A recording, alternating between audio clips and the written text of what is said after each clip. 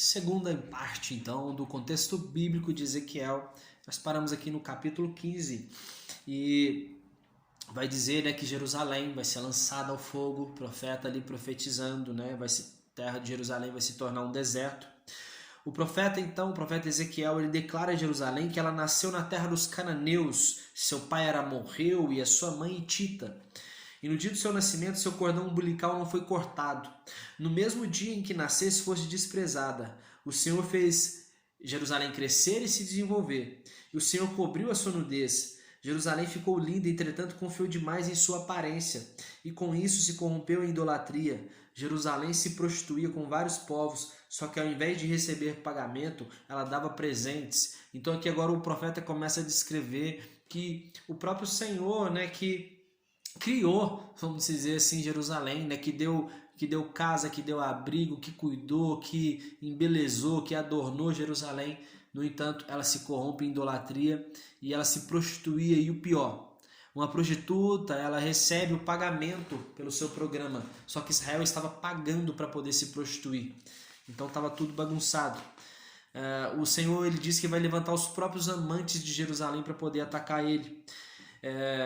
Jerusalém, ele tem como suas irmãs Samaria e Sodoma. Contudo, o Senhor vai restaurar a sorte de cada uma delas. Deus promete, né, renovar, mesmo assim, as alianças com Jerusalém. Agora o profeta vai começar a falar sobre algumas metáforas, algumas parábolas, e agora ele fala da metáfora da águia e da videira. E essa metáfora é assim: eis que uma enorme águia, ela voou em direção ao Líbano, arrancou o broto mais alto e levou para uma terra de negócios, onde plantou uma cidade de comerciantes. Em seguida, pegou a semente de sua terra e depositou em solo fértil, próximo a muitas águas. A semente deram origem a uma videira viçosa. Os ramos se voltaram para a águia, enquanto suas raízes se aprofundavam. Havia outra águia, e a videira lançou suas raízes em direção dessa águia. Ela queria alcançar água para si. Agora, diz ao povo, o Senhor dizendo para o profeta dizer ao povo: porventura a águia não arrancará as raízes e não lhe ceifarás os frutos? Uma pergunta. De modo que mesmo se ela for transplantada, ela não produzirá? Pronto, termina a metáfora e agora no tópico seguinte ele explica essa parábola. Então, significa, o rei da Babilônia, ele veio a Jerusalém e capturou todos os seus príncipes. Entretanto, o rei de Israel pediu ajuda ao Egito e se revoltou contra a Babilônia. E agora Israel vai sofrer sentença por causa disso. Deus apanhará um broto no topo do mais alto cedro e replantará no mais alto imponente. Então, quer dizer, se o povo tivesse obedecido ali ao Senhor, ele teria aceitado que realmente, né, os babilônios estavam dominando ali Israel, porque era a sentença do Senhor. Então, Deus, né, ele mostra que os israelitas tinham desobedecido a eles, né, contando essa parábola dessa águia, da águia e da videira. Os pais comeram uvas verdes, mas os dentes dos filhos é que ficaram embotados. Esse ditado jamais se repetirá, diz o Senhor. O Senhor não se alegra na morte do ímpio. O povo diz que o caminho do Senhor não é justo. Então, o que o profeta vai dizer: olha, cria em mim, Senhor, um coração renovado e um espírito novo, que são palavras que o rei Davi vai dizer, né? Já disse, aliás, né? O rei Davi disse essas palavras: cria em mim, Senhor, um espírito voluntário, renova de mim um espírito voluntário, né? Renova de mim um espírito novo, cria em mim um coração quebrantado. Agora ele vai contar a parábola, né? O profeta Ezequiel conta a parábola da leoa com seus leõezinhos representando Israel. E o leãozinho, que é Israel, foi ludibriado pelas nações e conduzido para o exílio babilônico. Outra parábola que ele conta também, ele fala da mãe dos israelitas, que era como uma videira plantada junto às águas. Contudo, ela foi arrancada com violência, tirada no chão. No 7º ano de exílio, alguns anciões vão pedir para Ezequiel consultar a Deus por eles. E Deus responde que não deixará ser questionado por homens. Deus questiona Ezequiel se ele os julgará. Então, Deus ordena ele abrir a boca e os confrontar com as práticas abomináveis de seus pais. Ou seja, o povo vê Ezequiel para consultar a Deus e Deus vai dizer assim: Ezequiel, você não vai confrontar esse povo não, com as práticas erradas que esse povo está fazendo. E E aí o profeta vai lembrar as desobediências de Israel desde o Egito, a adoração de imagens idólatras. Ou seja, vocês querem que eu consulte a Deus? Mas eu vou lembrar de vocês aqui, olha, o quanto vocês estão fazendo de errado aqui, desobedecendo ao Senhor. O povo se contaminou com todo tipo de idolatria, né? Deus pergunta que altar era esse no monte, por isso ficou o nome sendo Bamá, altar idólatra. Deus ordena o profeta virar contra a floresta do Negueb do sul e vai profetizar contra ela. O Senhor acenderá um fogo em suas árvores que não se apagará. Comentaram do profeta: será que ele não está apenas contando mais alguma parábola? Então, quando o profeta fez isso, ele começou a profetizar contra as florestas do Negueb, o povo pensou assim: nossa, esse cara está contando mais uma parábola. Só que não era. Então, Deus ordena ao profeta virar a face e profetizar contra os santuários de Jerusalém dedicados à idolatria. Depois, ele prega dizendo novamente que a espada do Senhor já está pronta e afiada e polida. Outra vez o Senhor ordena a Ezequiel que ele trace no chão 2 caminhos, um que conduzirá a espada a Rabá e outra que vai até Judá. Naquele caminho o rei da Babilônia tirará uma flecha da aljava para escolher o caminho a qual ele vai ir, e depois consultará os seus deuses. Acontece que a sorte irá cair sobre Jerusalém, e assim ele destruirá a cidade. Ou seja, Ezequiel estava profetizando algo assim que ia acontecer. O rei da Babilônia iria passar por um caminho, e aí ele ia ver uma bifurcação, e ele via 2 caminhos, um que conduziria a Jerusalém e outro a Rabá. Então ele estava ali profetizando que quando o rei da Babilônia chegasse nesse lugar e fosse escolher qual lugar aí, ele ia escolher ir para Jerusalém, para dominar Jerusalém. Então, né, acontece que a sorte irá cair sobre Jerusalém e assim destruirá a cidade. Os judeus não acreditavam nessa profecia, pois firmaram uma aliança com o rei da Babilônia.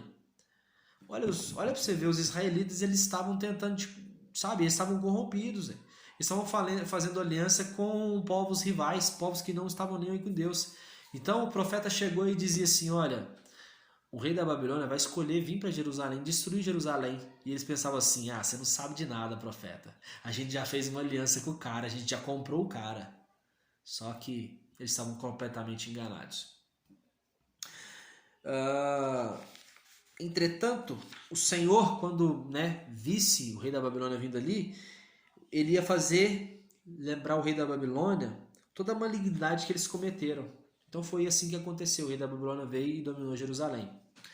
Agora um alerta aos amonitas. Vai dizer assim: olha, os amonitas eles insultaram o povo de Israel. E Ezequiel vai dizer que todas as visões que eles tinham eram visões falsas e as profecias também.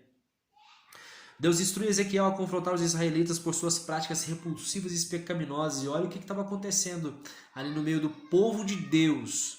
Estava acontecendo o seguinte: o povo não respeitava mais os pais, tinha adúlteros, gente que tinha relações sexuais com as suas próprias irmãs, desonravam a cama dos seus próprios pais, ou seja, os pais ficavam com as mães ou com as madrastas. Cara, olha o que estava acontecendo. Tinha assassinos de aluguel, gente que praticava extorsão do próximo. Então o negócio estava muito bagunçado mesmo, muito, muito. Isso não é aceitável no meio do povo de Deus. Vai falar agora sobre o castigo à casa de Israel. O Senhor vai soprar poderosamente seu fogo dentro da cidade, serão todos derretidos. Profecia contra os líderes infiéis, né? Os líderes são uma terra que não foi purificada, não difere entre o sagrado e o profano. Ensinam que não existe nenhuma diferença entre o que é puro e o que é impuro. Então estava muito bagunçado ali. Outra parábola que o profeta Ezequiel vai dizer também é sobre as 2 irmãs iníquas, que é a Olá e Olibá. A Olá representa Samaria, Olibá é Jerusalém. E o Senhor se recorda como elas se prostituíram desde o Egito.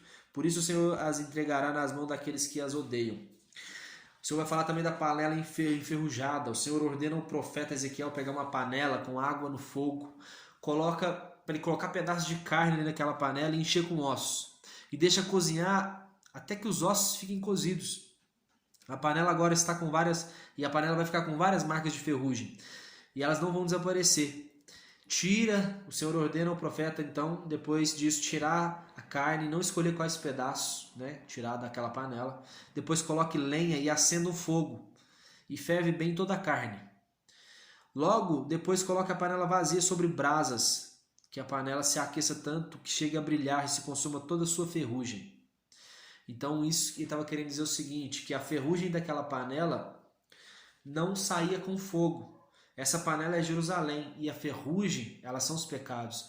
Ou seja, o fogo fala do fogo do Espírito Santo, né? Fala do fogo da palavra do Senhor. Então, mesmo com o fogo da palavra do Senhor, os pecados de Israel não estavam saindo. Mesmo com o fogo, aquela ferrugem não saiu daquela panela. Então, a ferrugem representa o pecado que não estava saindo da vida dos israelitas. O Senhor prediz a morte da mulher de Ezequiel e diz assim, olha, comunica ao povo, Ezequiel. Deus pediu para Ezequiel assim, olha, você vai gemer em silêncio, mas não vai lamentar como de costume. Sua mulher vai morrer, a mulher de Ezequiel vai morrer, mas ele não vai lamentar como de costume. Então, Ezequiel profetiza aos israelitas que assim como aconteceu com ele, Ezequiel, acontecerá com o povo. Seus filhos e filhas perecerão. E agora, para a gente finalizar, vai falar sobre profecias, né, contra Amon, que hoje é a atual Jordânia, profecias contra Moabe, que fica no lado leste do Mar Morto, profecias contra Edom e Seir, o povo ali de Esaú, descendente de Esaú, que fica no sul do Mar Morto, e profecia contra a Filístia, no Mar Mediterrâneo, e profecia contra Tiro, que é o atual Líbano. E agora finaliza mesmo com o cântico profético de luto por Tiro. E o profeta vai levantar um cântico, né, de luto por Tiro, porque Tiro estava no coração dos mares e ela tinha relações comerciais com vários países, era muito, extremamente ricos, né? E todo mundo vai ficar aterrorizado com o que vai fazer com o que vai acontecer com Tiro. Lembra-se, né, que o rei de Tiro, ele começou a edificar uma casa ali ele edificou o palácio para Davi quando Davi tomou posse. Ele ajudou na construção do templo, mas se corrompeu, né? Achou que realmente a sua glória, toda a sua pompa ali, todas as suas riquezas nunca iria acabar. E acabou, né? Que isso teve um fim. Então a gente termina aqui a segunda parte e já já a gente volta com a terceira. Valeu!